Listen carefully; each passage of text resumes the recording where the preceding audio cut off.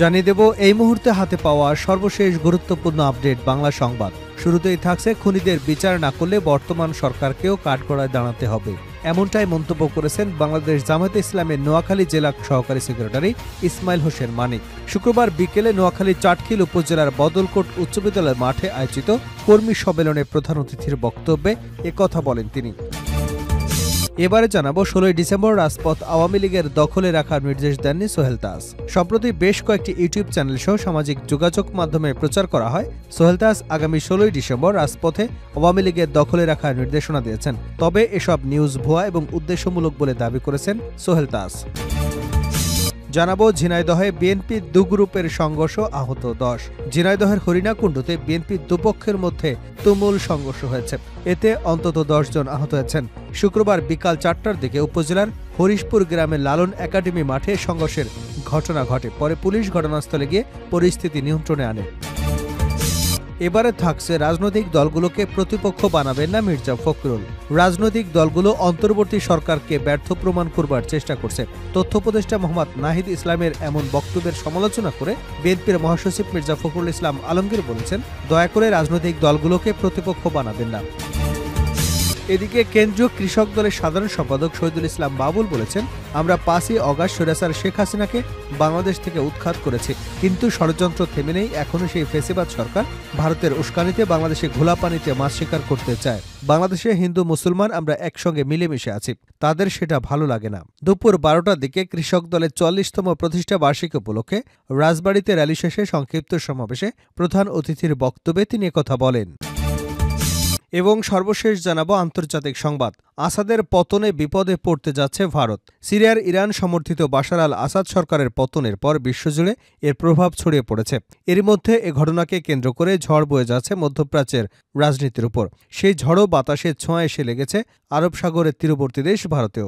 বলা হচ্ছে আসাদের পতনে দক্ষিণ এশিয়ার রাজনীতিতে বড় ধরনের চাপে পড়তে পারে পরমাণু শক্তিধর রাষ্ট্রটি। এতক্ষণ শিরোনাম শুনছিলেন, এবার বিস্তারিত। প্রিয় দর্শক, আপনি যদি এই চ্যানেলে নতুন হয়ে থাকেন, ভিডিওটি দেখতে দেখতে চ্যানেলটি সাবস্ক্রাইব করে আমাদের সঙ্গে থাকুন। আর এই ভিডিও সম্পর্কে আপনি আপনার মূল্যবান মতামতটি কমেন্ট বক্সে জানিয়ে দিন। আর হ্যাঁ প্রিয় দর্শক, জানিয়ে দিন ভিডিওটি কোথা থেকে দেখছেন। খুনিদের বিচার না করলে বর্তমান সরকারকেও কাঠগড়ায় দাঁড়াতে হবে। খুনিদের বিচার করতে না পারলে বর্তমান সরকারকেও জনতার কাঠগড়ায় দাঁড়াতে হবে বলে মন্তব্য করেছেন বাংলাদেশ জামায়াতে ইসলামের নোয়াখালী জেলা সহকারী সেক্রেটারি ইসমাইল হোসেন মানিক। বিকেলে নোয়াখালীর চাটখিল উপজেলার বদলকোট উচ্চ বিদ্যালয় মাঠে অনুষ্ঠিত কর্মী সম্মেলনে প্রধান অতিথির বক্তব্যে একথা বলেন তিনি। ইসমাইল হোসেন মানিক বলেন, শেখ হাসিনার প্রধান কাজ ছিল গুমখুন এবং মামলা। হাসিনা 7,000-এরও বেশি মানুষকে গুম করেছে, শুধু জামায়াতের 785 জনকে গুম করেছে।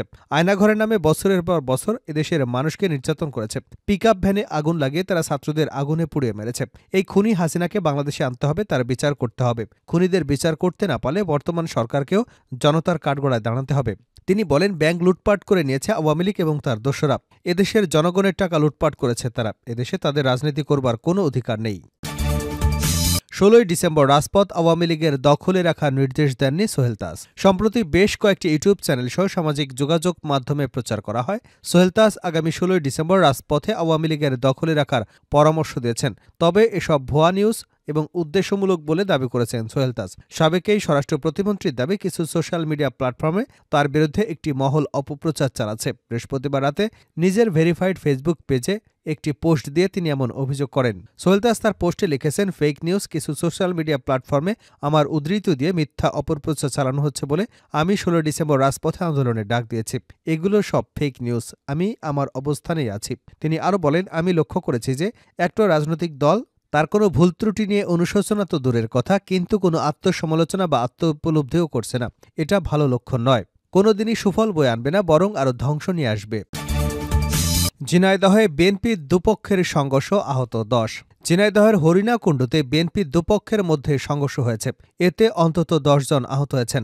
শুক্রবার বিকাল 4টার দিকে উপজেলার হারিশপুর গ্রামে লালন একাডেমি মাঠে সংঘর্ষের ঘটনা ঘটে।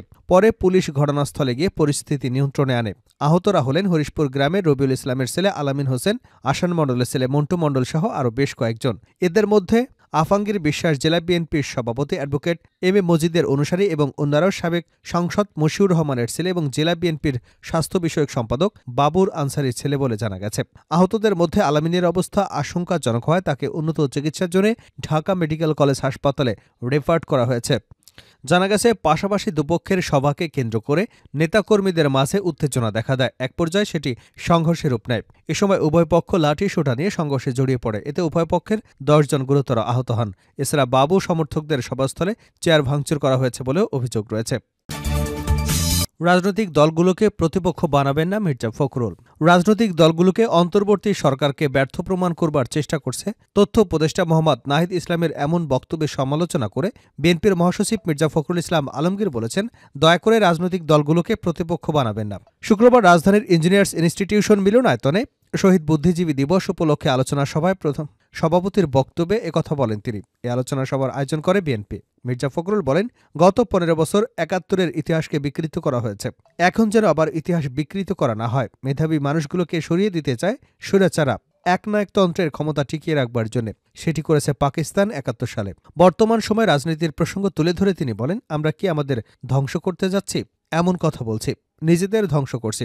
তারা হয়তো জানে না আমরা একটা ক্লান্তি সন্ধিক্ষণ সময় পার করছি। অত্যন্ত সতর্কতার সাথে পদক্ষেপ নেওয়া দরকার। আমরা সেগুলো থেকে দূরে সরে যাচ্ছি। রাজনৈতিক দলগুলো অন্তর্বর্তী সরকারকে ব্যর্থ প্রমাণ করবার চেষ্টা করছে। তথ্য উপদেষ্টা মোহাম্মদ নাহিদ ইসলামের এমন বক্তব্যের সমালোচনা করে ফখরুল ইসলাম বলেন, উনি কেন কি বোঝাতে চাচ্ছেন জানি না, গভীরতা কি জানি না। এই সরকারকে তো আমরা সকলে মিলে সমর্থন দিয়ে যাচ্ছি। জনগণ সমর্থন দিচ্ছে, বিএনপি সমর্থন দিচ্ছে। তাদের কাজ একটা পরিবেশ তৈরি করা। তথ্য উপদেষ্টার বক্তব্যে নিন্দা এবং প্রত্যাহার করবার আহ্বান জানান মির্জা ফখরুল। তিনি বলেন, দয়া করে রাজনৈতিক দলগুলোকে প্রতিপক্ষ বানাবেন না। প্রতিটা শব্দ মেপে কথা বলবেন। এমন কথা বলবেন না যাতে পতিতরা সুযোগ পেয়ে যায়। তারা যেন ফিরে আসতে না পারে, সেজন্য ঐক্য এবং মেধা দিয়ে কাজ করতে হবে। আসাদের পতনে বিপদে পড়তে যাচ্ছে ভারত। সিরিয়ার ইরান সমর্থিত বাশার আল আসাদ সরকারের পতনের পর বিশ্বজুড়ে এর প্রভাব ছড়িয়ে পড়েছে। এরই মধ্যে এই ঘটনাকে কেন্দ্র করে ঝড় বয়ে গেছে মধ্যপ্রাচ্যের রাজনীতির উপর। সেই ঝড়ো বাতাসের ছোঁয়ায় এসে লেগেছে আরব সাগরের তীরবর্তী দেশ ভারতেও। বলা হচ্ছে, আসাদের পতনে দক্ষিণ এশিয়ার রাজনীতিতে বড় ধরনের চাপে পড়তে পারে পরমাণু শক্তিধর রাষ্ট্রটি। যদিও আসাদ সরকারের সঙ্গে ভারতের কূটনৈতিক সম্পর্ক স্পষ্ট নয়, তবে ভূরাজনৈতিক সমীকরণে ভারতকে টানা হচ্ছে এখানে। বিবিসির এক প্রতিবেদনে বলা হয়, ইরানকে পশ্চিম এশিয়ার একটা শক্তি হিসেবে দেখা হয়, যা ওই অঞ্চলের ক্ষমতার ভারসাম্য বজায় রাখে। কারণ পশ্চিমা মিত্র সৌদি আরব, ইসরায়েল এবং তুরস্কের আধিপত্যকে চ্যালেঞ্জ করে আসছে ইরান। আর দক্ষিণ এশিয়ায় ইরানের অন্যতম মিত্র হিসেবে প্রতিষ্ঠিত ভারত। মধ্যপ্রাচ্যের দেশগুলোতে ভারতীয় রাষ্ট্রদূত হিসেবে দায়িত্ব পালন করা তালমিস আহমেদ জানান, ইসরায়েল যদি মধ্যপ্রাচ্যকে দীর্ঘ যুদ্ধের দিকে নিয়ে যায় তাহলে সেটা কোনোভাবেই ভারতের জন্য মঙ্গলজনক হবে না। মধ্যপ্রাচ্যে যদি ইরান দুর্বল হয়ে পড়ে তাহলে ভারতের স্বার্থ দুর্বল হয়ে পড়বে। ভারতের জ্বালানি নিরাপত্তা মারাত্মকভাবে ক্ষতিগ্রস্ত হবে। এছাড়াও উপসাগরীয় দেশগুলোতে বসবাসকারী প্রায় 85 লক্ষ ভারতীয় নাগরিককে দেশে ফেরত আসতে হবে। দিল্লির জওহরলাল নেহরু বিশ্ববিদ্যালয় সেন্টার ফর ওয়েস্ট এশিয়ান স্টাডিজের অধ্যাপক আশ্বিনী মহাপাত্র জানান, ইরানকে পশ্চিম এশিয়ার একটা শক্তি হিসেবে ধরা হয়। ভারতের স্বার্থের জন্যই প্রয়োজন। ইরান দুর্বল হলে সুন্নি শাসকদের আধিপত্য বাড়বে এবং তারা পাকিস্তানকে সমর্থন করবে। একই সঙ্গে অঞ্চলটিতে তুরস্কের প্রভাব বাড়বে এবং সেটাও পাকিস্তানকে সাহায্য করবে। এই পরিস্থিতিতে ইরানি পশ্চিম এশিয়ার শক্তি ভারসাম্য আনে। অধ্যাপক মহাপাত্র জানান, ইরানের মাধ্যমেই ভারত মধ্য এশিয়ার বাজারে পৌঁছায়। ইরানে চাবাহার বন্দর নির্মাণ করেছে ভারত। এই পরিস্থিতিতে ইরান অস্থির হয়ে উঠলে নানান দিক থেকে ভারতের স্বার্থ ক্ষতিগ্রস্ত হবে। তবে আগামী 2 থেকে 3 বছরের মধ্যে ইরান তার হারানো ক্ষমতা আবার ফিরে পাবে বলে মনে করেন এই অধ্যাপক। জওহরলাল নেহরু বিশ্ববিদ্যালয় সেন্টার ফর ওয়েস্ট এশিয়া স্টাডিজের অধ্যাপক আফতাব কমল পাশা মনে করেন, পশ্চিম এশিয়া ইরান দুর্বল হলে ভারতের স্বার্থ ক্ষতিগ্রস্ত হবে। ভারত তার প্রয়োজনীয় গ্যাস সস্তায় ইরান থেকে পেতে পারে, কিন্তু আমেরিকার ভয়ে তা সম্ভব হচ্ছে না। এছাড়াও ইরানের সস্তা তেল ভারতের অর্থনীতির জন্য অত্যন্ত প্রয়োজনীয় বলে মনে করেন বিশ্লেষকরা।